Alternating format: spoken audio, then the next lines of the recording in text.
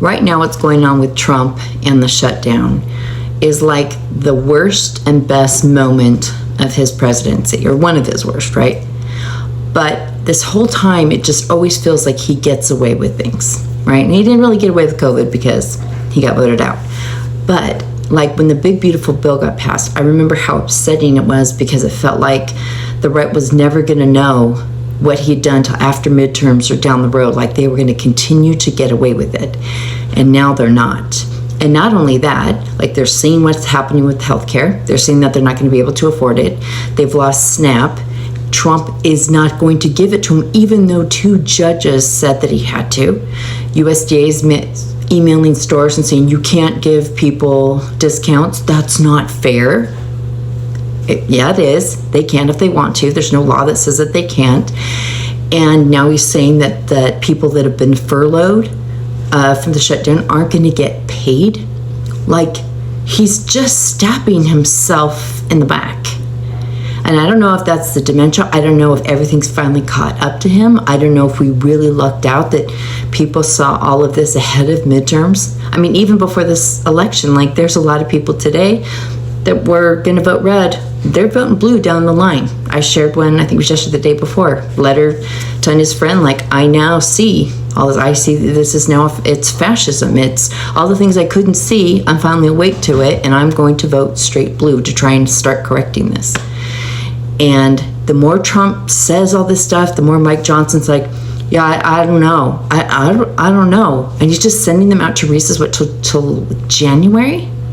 And he doesn't want to swear in the congresswoman from Arizona because he's got Epstein hanging over him. Like, it's like finally everything feels like it's starting to come home to roost.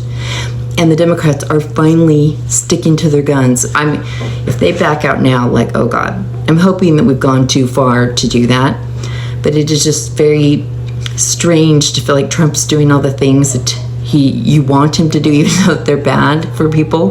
Like, I don't want people being hurt, but like, we need him to be going in this direction and just being so vain and so obnoxious and obviously not believing how bad his poll numbers are, that he's just continually hurting himself and everybody else.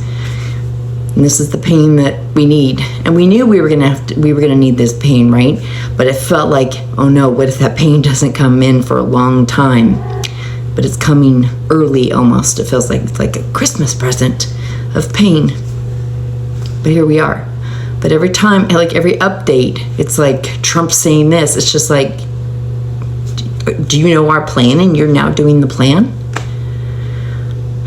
Like, it's all awful. And yet, like, there's a little feeling of relief. Like, he's not going to get away with this forever. And then what Jack Smith is now saying, he wants to go before Congress or the Senate or whatever and lay out the case that he was going to make just to show people, just because he's obviously not scared of Trump. Like, Trump, you know, they're acting like they're going to arrest everyone, and Jack Smith's like, yeah, I'm going to come in. Fuck it.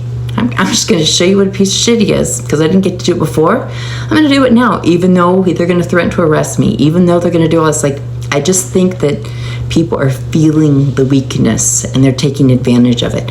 And then, hey, we're going to have Mamdani put in today, like he's going to win, and it's starting to turn around.